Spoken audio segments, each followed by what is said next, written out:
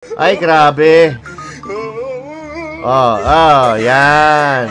Ang napakalaking problema ng Pilipinas ay flood control anomaly. Ang lindol nasa Cebu, ang baha nasa Cebu, pero bakit Davao at Dolomite Beach ang gustong imbestigahan nitong mga lintian? Oh shit! Yan, thank you, idol. Ayun, nakakuha sila ng alimasag, oh. At eto, malawakang pagbaha sa Pilipinas. Ninakaw na flood control funds ang itinuturong dahilan ayon sa isang lingkod bayan. Ang cause ho ng massive flooding dito ay volume of rain at di na kaya po ng river channels ninyo? Yan, yung mga flood control project. At pagtatakipan ng mga kawatan sa pagnanakaw ng pera ng bayan para mahalihis ang usapan. Ibinunyag ng isang matapang. Meron akong 5 natukoy na mga pamamaraan kung paano nila i-float yung isang grand design to protect and shield the mastermind. 2 susi sana para mapadali ang investigasyon sa anomalya sa flood control, itinatago ng mastermind. Tinatago na umano ang 2 executive assistant at sinasabing tagabilang ng pera ni resigned Congressman Saldico. Ang isa sa kanila nasa bansang Chile na raw, ayon kay Senador Rodante Marcoleta. At bagong script para malihis ang issue ng nakawan, inilatag para ibaling sa iba ang atensyon ng taong bayan. Para magkaroon ng gera o kaguluhan man dito sa ating lugar, our ally and our partners are expecting us to fight the war ourselves. Pag-uusapan po natin yan maya-maya lang, mga kababayan. Para lagi ng update eh. Ako nga pala si Bidaya ng mga oposisyon sa kasalukuyan po.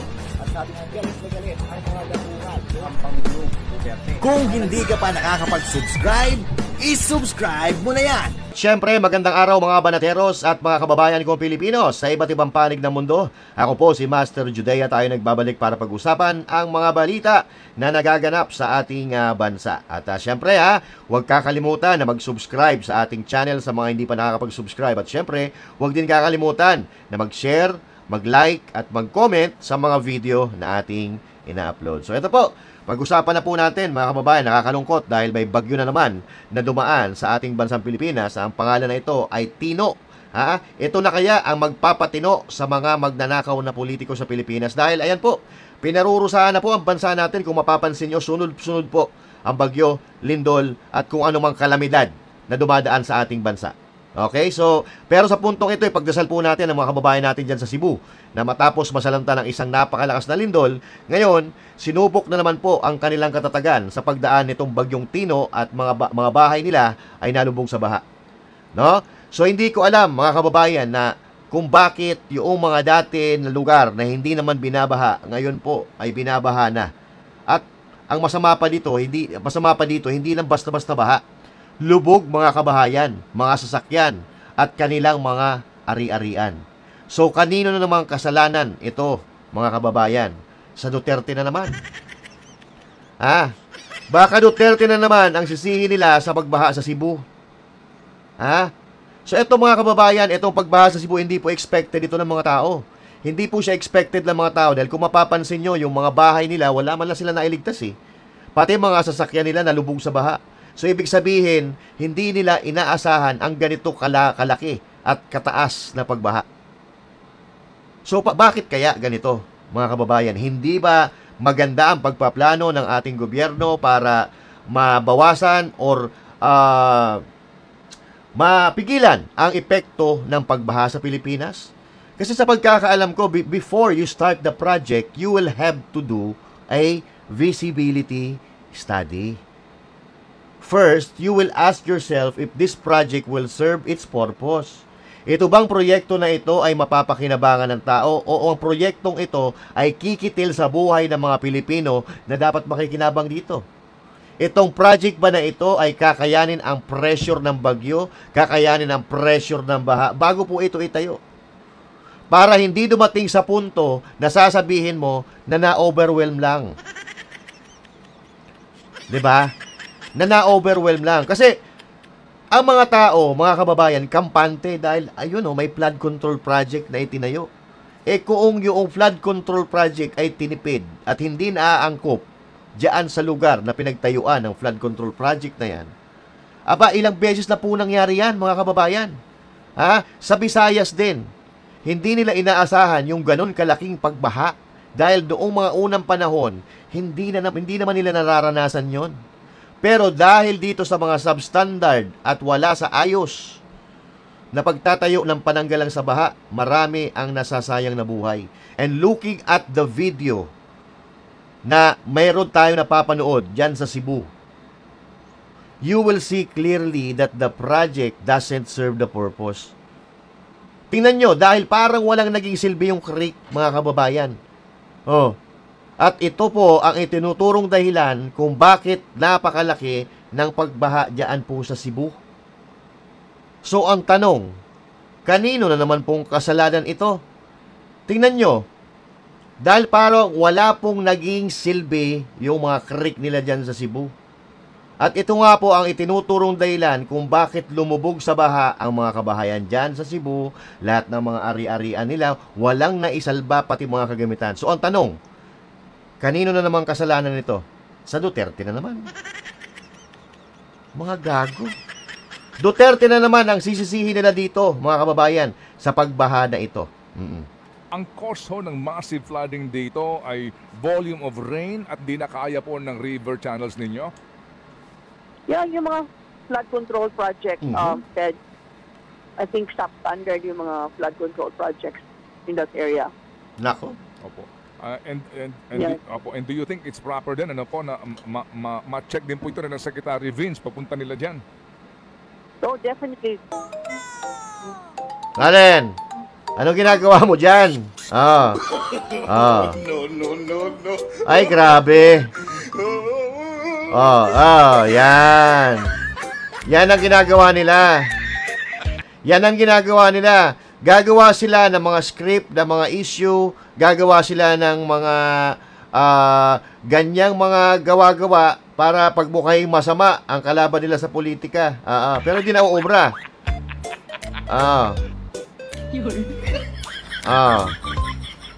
Ayan, nalubog ka tuloy. AI po ito, AI po ito. Yan. Huli ka. Huli ka.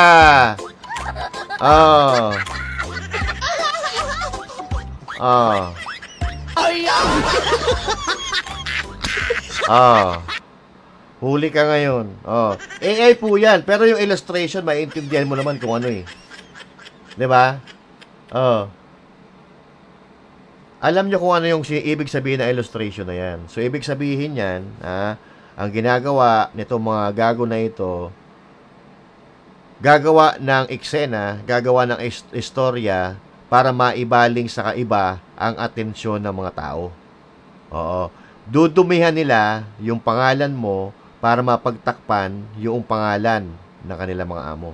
Yan po ang ibig sabihin nun. Diba? Siya rin doon po ang gigil na gigil dahil po, tinanggal ni Pangulong Duterte yan. At alam nyo po ba kung anong klaseng dagat yung Dolomite na yan dati? Taihan po yan. Napakabaho. Taihan yan ng mga tao, ng mga nagbabasura dyan.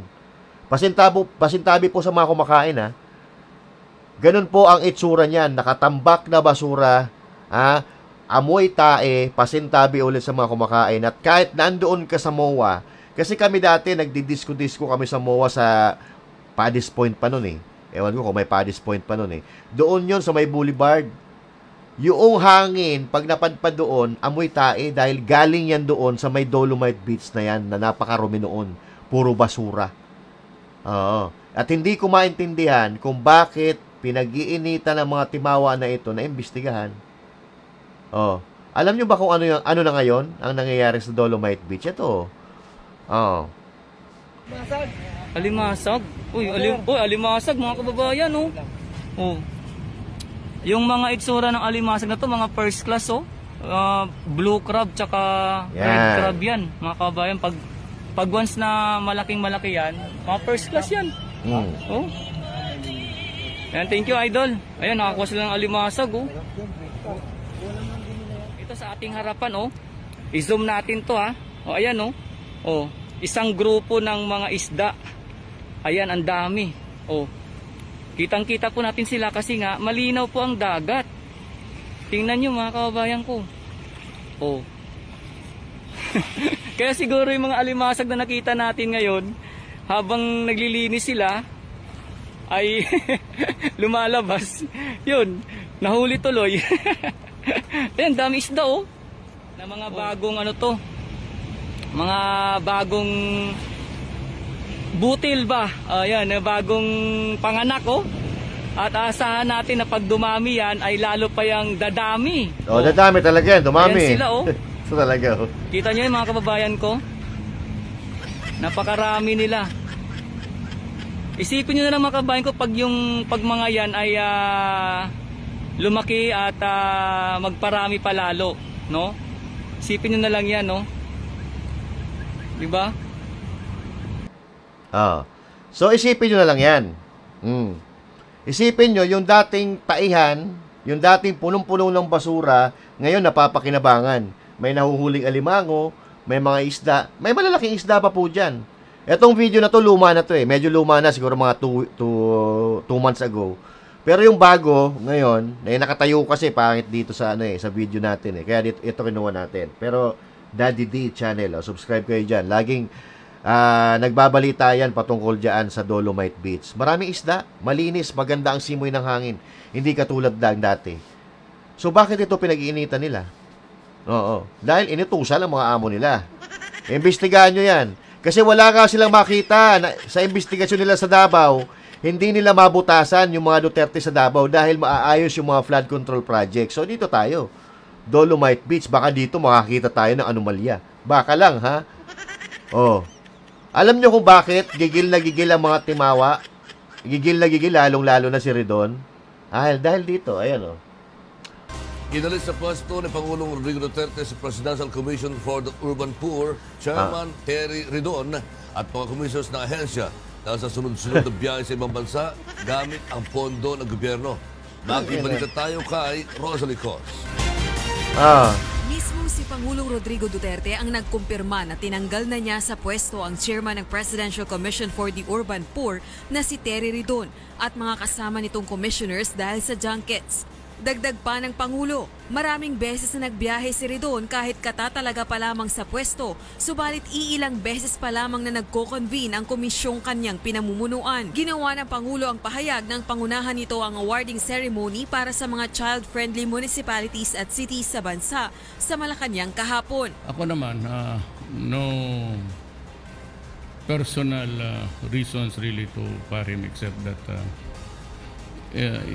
he had too much too soon. He was appointed September and he traveled about 7 times. And to think that the office is an urban poor agency, I cannot understand why you have to be there at every powwow in the international scene. Henceforth, I said, everybody must get the permit from my office. Kaya naman nagbabala na rin ang Malacanang. Wala kaya itong si Ridon no? Ka-appoint pa lang, di ba? Ka-appoint pa lang, abusado na Di ba? Alam mo, ma-appreciate natin si Gadon ngayon Si Gadon hindi bumibiyahe di ba? Parang kaparehas lang hinahawakan ni Gadon yung hinahawakan ni Ridon dati. Yun ang kaparehas niya. Pero si Gadon, hindi natin makikita ang bumiyahe. Pero ito, si Ridon, kaka-point pa lang sa isang buwan, 7 beses bumiyahe, samantalang ang inahawakan niyang ahensya ay para sa mga mahihirap.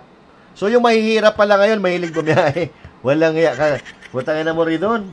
Oo. Ang laban sa mga opisyal ng pamahalaang gumagamit sa pondo ng pamahalaan para sa mga personal na biyahe sa labas ng bansa. I think the President has given topmost priority to running after government officials who are engaged in junketing, or for the government junketeers. That's the correct term. Tinanggal din ng punong ehekutibo ang mga PCUP Tanggal commissioners. Sila. Nilinaw naman ni Presidential Spokesperson Harry Roque na hindi ina-abolish ang PCUP o inaalis ang lahat ng mga kawani nito. Samantala, itinanggi naman ng Malacanang na sinibak ng Pangulo si Ridon dahil sa naging ugnayan nito sa mga makakaliwang grupo. Nako Ridon, may kaugnayan ka pala sa mga kaliwang grupo. Oh, so yan po mga kababayan. Yan po ang dahilan kung bakit gigil na gigil si Ridon kay Duterte. Hindi po pagtatrabaho yung rason nila kung bakit sila nasa posisyon ngayon. Ang goal po nila, bumawi dahil pinahirapan sila ni Digong dahil bawal ang korupsyon dati sa panahon ni Digong. At syempre, nandyan sila ngayon para gumanti. Gumanti at nagsasabwatan na sila para pabagsakin ng mga Duterte dahil lahat sila dito apektado eh. So maliwanag po ha, ang rason nila kung bakit nangyayari ito sa ating bansa. Ang rason kung bakit nangyayari ito sa ating bansa, para hindi para sila ay magsilbi. Kung bakit sila nandyan, hindi para magsilbi sa mga Pilipino. Ang goal nila, magnakaw, gumanti sa mga Duterte. Gumanti sa mga Duterte na nagpahirap sa kanila noon. Diba? Nagpahirap sa kanila sa loob ng 6 na taon. Hindi sila nakapagnakaw, hindi nila nalustay ang pondo ng gobyerno dahil bantay sarado ni Duterte.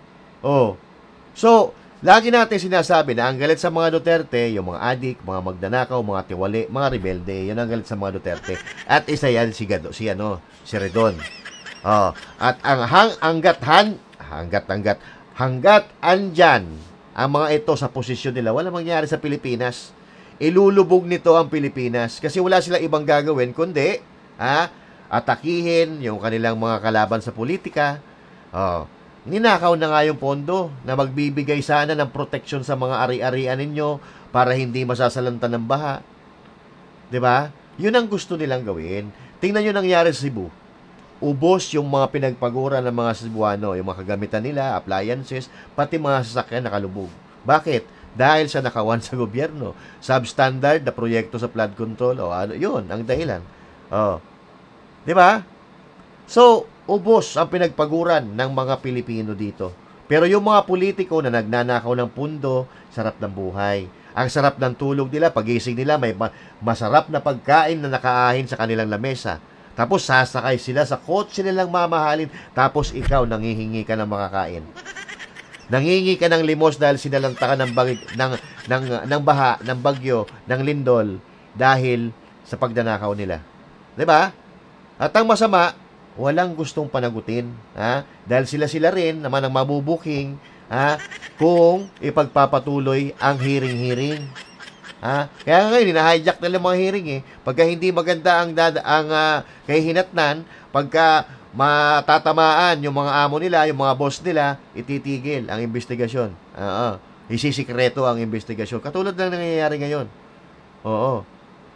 Kasi nga, binabantayan nila dahil lahat sila dito Pag yung puno na buwal, lahat sila mabubuwal. At eto, mga kababayan, nadiskubre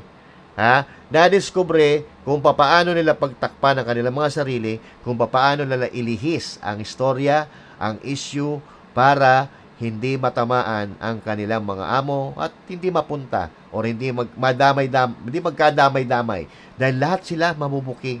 Ito po ang ginagawa nila ngayon. Meron akong 5 natukoy na mga pamamaraan kung paano nila i-float yung isang grand design to protect and shield the mastermind. Yan. Una, yung scapegoat strategy. Scapegoat strategy, okay. Hanap sila ng sino yung mapagbalingan nila. Ang napagbalingan nila ngayon, sapagkat wala rito, ay yung dating Congressman Saldico. So, gusto nila doon lang matuon. Doon lang mapokus ang usapin. So, yun ang magiging scapegoat nila? So, parang kapag yun ang nadiin mo, ligtas na lahat. Pwede. Sana kung ma-establish natin, hanggang doon lang. Okay. Kaya lang, nagsisigaw ang mga ebidensya. Ito yung sinasabi ko sa iyo na pangalawa na undermining the whistleblower. So lahat ng paraan ang gagawin para pagtakpan, para ilihis, para iligaw ang mamamayan. Pagkatapos gagawa sila ng pangatlo, gagamitin nila yung blue ribbon na parang shield. Parang pang takip din. Di ba? Medyo, ano yan, Sen, O hindi ba marami ng pronouncements yung mga opisyalis ng Blue Ribbon na si Gutesa fraudulent ang ano nito, iba ganyan-ganyan. So pagdating niya sa wala na sigurong akala nila, wala nang maniniwala. Pati kayo, dinidiscredit din. Pati ako ngayon, dinidiscredit. So, ano ngayon ang patutunguhan ng ano na yan? Papalihis na. Bakit hindi natin gamitin ang Blue Ribbon sa iisang direksyon? Bakit tayo nag-aaway-aaway? Ba't kinakailangan yung manira ng tao? Meron pang shifting narratives. Yung ipinapalit-palit nila. Di ba? Nag-iiba-iba ng ano. Sabi nila, pwede natin gawing state witness si ganito. Teka muna, ikaw ang pinakamalaki dyan eh. Ikaw pang magiging state witness. Nakikita mo yung nakikita mo yung pattern. Yes po. Mga pattern ito eh. Kapag ito'y pinagsama-sama mo yung pattern na to, maliwanag na maliwanag, ililihis nila. Ayun. Isisinsay nila yung katotohanan. Kaya pala dinidiscredit din ng mag-asawang Diskaya. Kasama yun eh. Ito yung panghuli, ito yung diversion and deflection. Kamukha ng, hindi, ang may kasalanan yung nakarang administrasyon eh. So yun ang diversion. Hindi ba pinipilit nilang palitawin dun sa mga naunang tumistigo? Teka muna, bakit ito lang yan? Paano yung between 2012 to ganito, 2016, between 2010 to 2016, nasaan yung mga yun? Yun ang diversion. Kaya pala... So ibig sabihin ngayon, teka muna, kasama ba sila sa 2025 na pati yung budget inilikot ninyo? Kasama ba sila ron? Kasama ba sila doon sa mga tumira ng program? Kasama ba sila doon sa allocable? Kasama ba sila sa leadership? Pinag-uusapan natin eh. One administration ago. So, pagsama-samahin mo itong pattern na to, iisang direksyon eh. Ililigaw natin. Para sa ganun, makaiwas tayo. Yan. Para sa ganun, makaiwas tayo. Ililihis natin ang issue. Isisi natin sa nakaraang administration. Teka, saan ba yung korupsyon? Di ba nasa 2025? Nakita nga mula 2022 hanggang 2025 by corruption eh. May mga insertions eh. Pero, dahil nga ayaw nilang matamaan, ililihis nila issue, isisisi nila sa ibang tao, sa ibang personalidad, isisisi nila doon sa kalaban nila na previous administration. Ba tayo ba'y maloloko pa nito mga to? The credibility of this administration has gone a long time ago. Since 2022, mula nang sila'y maupo, the credibility of this Marcos Jr. administration has gone. What they're doing are all smoke screen.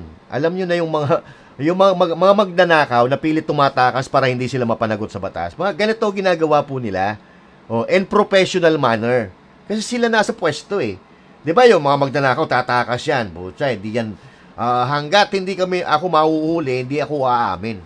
Tatakas ako, magtatago ako ng ilang taon sa ibang lugar hanggat hindi ako nahuhuli. Di ba? Yan po ang nangyayari po ngayon. Ang tawag dyan, escape plan. Okay? Naghahanap sila ng paraan kung paano matago ang kanilang baho. Okay? Naghahanap po sila ng kapamaraanan para matago at mailiis ang investigasyon sa flood control and at the same time, matakasan nila ang responsibilidad, pananagutan dito sa napakalawak na nakawan na nangyayari sa Pilipinas. Maliwanag pa po sa sikat ng araw. Hindi na nga kailangan ipaliwanag ni Senator Marcoleta yan eh. Di ba?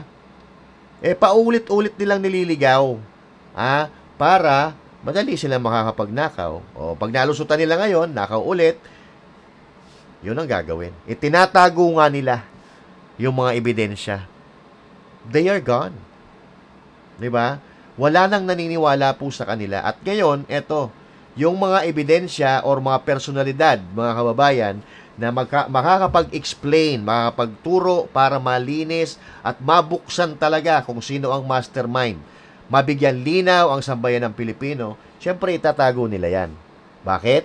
Kasi nga, pag nagsalita yan, lahat naman sila dyan, damay-damay, lahat sila mapuputukan, lahat sila mabubuking. Kaya, Tagu-taguan, maliwanag ang buwan. Tinatago na umano ang dalawang executive assistant at sinasabing tagabilang ng pera ni resigned Congressman Saldico. Ang isa sa kanila nasa bansang Chile na raw, ayon kay Senador Rodante Marcoleta. May papuring banat si Marcoleta laban kay Senate President Pro Tempore Panfilo Lacson. Bakit wala mang mag-isip sa kanila na tawagin yung dalawa? Bakit ang pinipilit ni Gisain si Gutesa? Ito ang banat ni Senador Rodante Marcoleta sa mga kumukwestiyon sa kredibilidad ng kanyang surprise witness na si Orly Gutesa. Sa On Point Milyonaryo News Channel, dapat anyay busisiin na lang ang mga aligasyon ng dating Marine laban kina John Paul Estrada at Mark Tiksay. Sila umano ang mga executive assistant ni Saldico na tumatanggap daw ng mga perang ipinapadala sa nag-resign na kongresista. Ang balita ngayon, iniipit na rin yung dalawa. Nasaan nga po ba itong dalawa? Itinago na raw yung dalawa. Ang balita, itong dalawang, hindi ko alam kung yung Mark Tiksay kung nasaan, pero yung John Paul Estrada, nandun daw sa Chile at binabantayan. Nako po. Agad sinicure sina Estrada at Tiksay. Tumagal kami. Halos, nung lumabas si Gutesa, hininto nila. Nag-resign ng chairman, pagkatapos babalik din pala. Nag-adjourn kami. Pwede naman kasing mag-hearing, Miss Corina. Dapat tinawag din nila si Congressman Eric Yap. Hindi rin ikinatuwa ni Marcoleta ang pagsilip umano ni Senate President Pro Tempore Panfilo Lacson sa CCTV footage ni Gutesa habang nasa kanyang opisina. Senator Ping even monitored the CCTV na-interview siya somewhere. Sabi niya, pinakuha ko yung CCTV and I saw that Gutesa was fetched from the guards area at 8:27 and he was whisked into the office of Senator Marcoleta. Ano problema doon? Kahit patulugin mo pa yan sa opisina ni Marcoleta, ano problema doon? Diba? Ano problema doon? Para mailihis ang issue. Para yung sisi, mapunta naman ngayon kay Marcoleta, oy, binigyan nyo na, inutusan nyo yan para magsalita, parang ganon. Ang nakakatakot dito, baka biglang lumitaw si Gutesa at may kasama pa. Yan. Oo. May kasama pa si Gutesa na magsisiwalat din ng baho ng mga politiko na nagtatago ngayon dyan sa mga posisyon nila. Di ba? Yan ang problema. Pagkatapos noon, after 30 minutes yata to about 1 hour, sabi niya, dinala siya sa lugar na kung saan yung mga mag-hearing. Kaya tinatanong ko lang, mas a chairman of the Blue Ribbon Committee, tingnan ba niya sa CCTV kung sino yung pumupunta sa mga opisina namin? Can I also do the same to him? Like, I want to see on a daily basis, who are the people, who are the personages coming to his office? Baka hindi rin niya na mabutihin. So you took offense? I took offense because I don't think this is the job of a senator. Yan. Tanungin naman kung nasaan si Gutesa, ito ang naging sagot ng senador. Sana alam ko kasi nung huli ko siyang makita pagkatapos ng hearing, inayawan niya yung witness protection program. Nagbagong isip niya. Sabi niya, wag na po. Sabi niya, ganon. I can take care of myself. Hindi naman imposible na maaaring people are working on him para lamang mag-iba siya ng statement. Yon ang problema, mga kababayan. So ngayon, bakit kaya hindi nila ilabas yung TRICOM? Di ba? Yung Quadcom. Di ba masigasig sila dati? Bakit ngayon tahimik? Tahimik sila. Kasi nga, kaalyado nila ang nalalagay sa kontrobersiya. Wala yung TRICOM, wala yung Quadcom. Kapag Duterte ang usapan, ang bibilis nila kumilos. Pero kapag kakampi nila, abay, mga nagmamaang-maangan. Oo. Diba? So nakakahiya ito dahil ang Quadcom, TRICOM nila, isang senador lang ang katapat. Si Marcoleta. Hindi nila kinakaya. Biruin mo bakit nagkakagulo ang mga senador ngayon? Bakit nagkakagulo? Dahil iba-iba nga ang direksyon ng investigasyon. Si Marcoleta, iba yung gusto niyang panindigan. Etong si Lacson naman, tsaka si Soto, may pinagtatakpan. Putang ina, wag na tayong maglokohan. Di ba? Kitang-kita sa mga galawan ninyo na meron kayong pinagtatakpan. Kahit gaanong tanggi ninyo, meron kayong pinagtatakpan. Putang ina naman, tayo pa ba maglulukohan dito? Oo. Lahat ng mga testimonya ninyo sunog. Okay? Lahat ng mga testigo ninyo hindi pinapaniwalaan. At itong testigo ni Marcoleta na pinaniniwalaan, ngayon hinaharas ninyo, tinatakot ninyo. Sa tingin nyo matatakot sa inyo yan? Ito nga nakakatakot yan. Baka pag nag-adjourn muli ang Blue Ribbon Committee hearing tungkol sa flood control project, baka lumitaw yan bigla-bigla kasama niyan mga general. Oo. Baka doon na kayo nalintikan. At ngayon nga, mga kababayan, dahil nga hindi umuubra at hindi pinaniniwalaan ng taong bayan ang kanilang mga kalokohan, may bago na naman silang eksena na ginagawa. Ayaw kasi makalimutan talaga ng tao yung flood control, yung korupsyon. Ayaw, hindi makakalimutan ng tao yan hanggat walang napapanagot. Maniwala kayo. Magkakaroon nga ng 3 araw na rally ang Iglesia ni Cristo dahil dyan sa putang inang korupsyon na yan 'Di ba? Walang makakalimot. Huwag makakalimot ang Pilipino. Huwag titigil hanggat walang nakukulong na mastermind dito sa pagdanakaw nilang ito. Gumagawa na naman sila ng eksena para matakasan nila yung issue. Mga Pilipino, makinig ko kayo Lumaban daw kayo sa gera. Tangina. Sino gigirahin natin?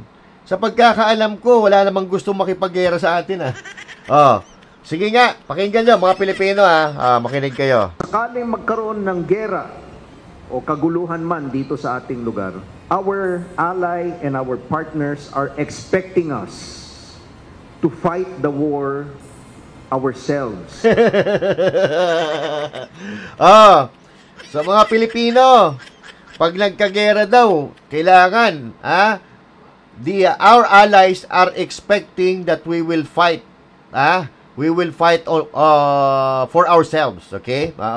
Tayo makikipaglaban. Taloy. During the first part of the conflict, tayo muna ang makikipaggera. Kaya tayo muna ang makikipaggera. Parang yung kaibigan mo na traidor, no? Sabihin sa'yo, may kaaway ka. Sige, banatan mo. Ay, ang laki nung kalaban. Banatan mo. Huwag kang mag-alala kasi pagka gumante, nandito kami sa likod mo. Hindi ka kinampihan ngayon. Pinabayaan ka. Di bugbog sarado ka. Lintian ka. Parang gano'n ang gusto gawin ni Browner. Huwag kayong mag-alala kasi after 30 days naman, darating naman ang tulong sa atin After 30 days, Napaka-importante yung ating unilateral defense plan. Sige. At itong ginagawa nating exercise na ito. Yan. Kailangan muna nating lumabang mag-isa para ipagtanggol ang ating bansa sa panahon ng giyera o kaguluhan. Yan. Ito ang inihayag ni AFP Chief of Staff General Romeo Browner Jr. Yan So, kailangan muna natin lumaban mag-isa. Punta, sino kalaban natin? As far as I know, wala namang gusto makipaggera sa atin. At hindi natin gustuhin na may magsimula ng gera laban sa atin. Alam mo, walang iya. Mga Pilipino, gusto nyo to? Gera, no? Ako ayoko ng gera. Unang-una, wala namang nakikipaggera sa atin. Di ba? So ngayon, pag naggera daw, lalaban kayo, dapat ini-expect ng ating mga kaalyado na bansa ay lalaban muna tayo ng 30 days. Bago dumating yung saklolo sa atin. Yun ang problema dito, mga kababayan. Nakakaladkad po tayo sa gulo na nililikha po nila. Alam mo, Sir Browner, nawawala yung respeto ng tao sa'yo. Nawawala yung respeto ko mismo sa'yo. Alam mo, itigil nyo na yan, Browner. Hindi na uubre. Walang nanggugulo sa Pilipinas. Walang nakikigera sa Pilipinas. Alam mo kung ano yung nanggugulo? Ang naglilika ng gulo sa Pilipinas ay ang mga magnanakaw na politiko. At yun ang kalabanin mo, yung mga magnanakaw na politiko, dahil yun ang naglilika ng gulo. Huwag mo kami kakalad ka rin sa gulo na ayaw namin at hindi namin gugustuhin. Ha? Huwag kang gagawa ng imahinasyon mo na gera para pagtakpan yung amo mo, Browner. Ha? O, panawagan natin sa ating mga kasundaluhan, huwag nyo po ibebenta ang kaluluwa ninyo katulad ni Browner. Ha? Alam naming mga Pilipino na kami ang ipagtatanggol nyo, hindi yung mga amo ninyong politiko at mga amo ninyong sinto-sinto, dahil ang sinumpaan nyo ay pagtanggol nyo ang bansang Pilipinas at ang mga Pilipino. Ang saligang batas ng Pilipinas at hindi yung mga amo ninyo. 'Di ba? At sa huling pagkakaalam ko, malaya po ang Pilipinas. Malaya tayo, hindi tayo alipin ng Amerikano. Walang sumako po sa atin. Hindi tayo attack dog ni Uncle Sam para ipasubo ang bansang ito. Ha? Ipaglaban nyo naman yung bansa natin. Huwag na ulit magpapabudol sa mga politikong walang kaluluwa katulad ng nasa harap ninyo. Ayan o. Walang kaluluwa yan. Tingnan mo, horror nga eh. Kasi multo.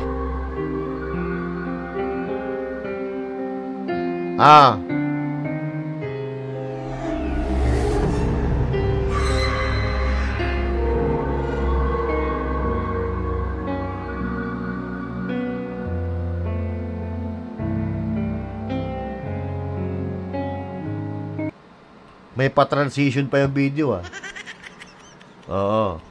May pa-transition pa, ha? Ang tanong,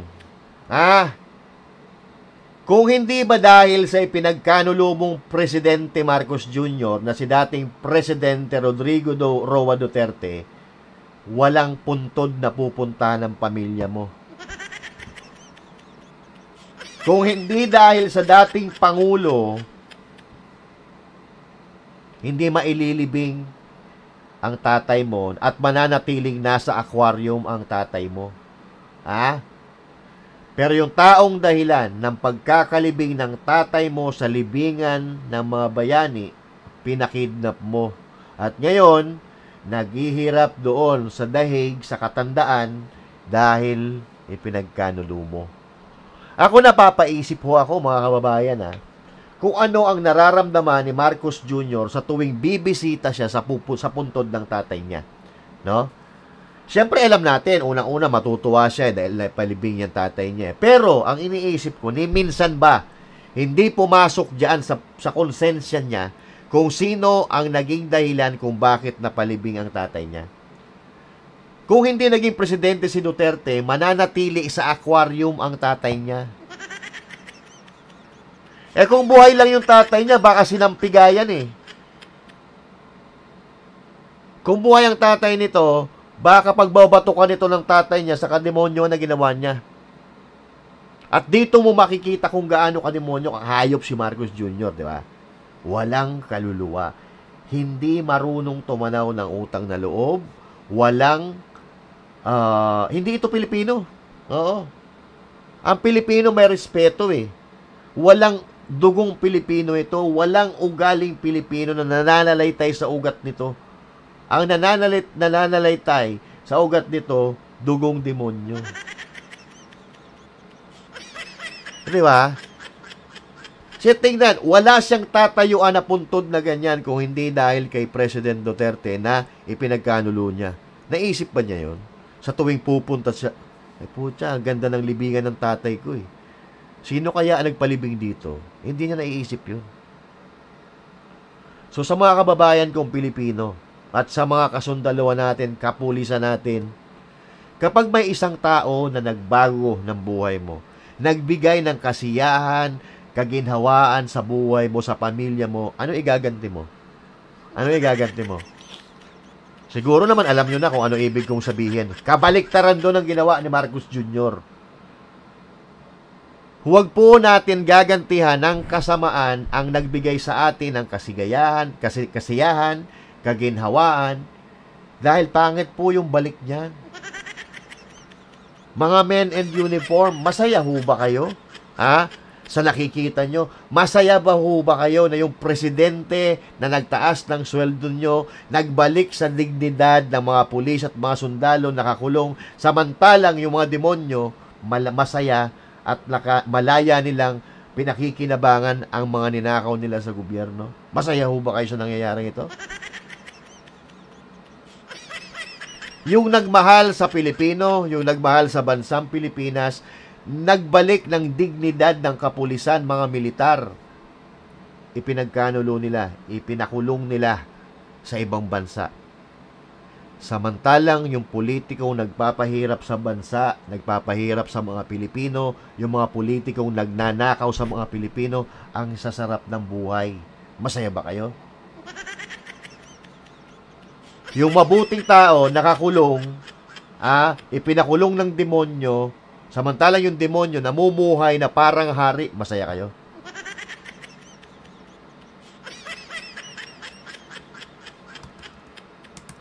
Dito na lang yung pagtayo na dyan, doon mo malalaman na this family or this man, hindi man to walang paninindigan. This person doesn't deserve a second chance 'di ba? Biruin mo, pinalibing ni Duterte yung tatay niya, pero ang una niyang ginawa para sa Pilipinas, ipakulong, ipagkanulo, ipakindap yung taong nagpalibing sa tatay niya. That's how he is. Ganyan kademonyo si Marcos Jr. 'Di ba? Kaya huwag tayong magtaka kung yung Pilipinas walang mag-i-invest, walang magpapautang, walang magtitiwala. Dahil ang leader ng Pilipinas hindi katiwa-tiwala. Yon, mga kababayan. Kung may comment kayo, i-comment niyo dyan. Pag-usapan natin yan sa susunod na talakayan. And once again, this is Master Judea and thank you. God bless you all and to God be the glory. Magandang araw po.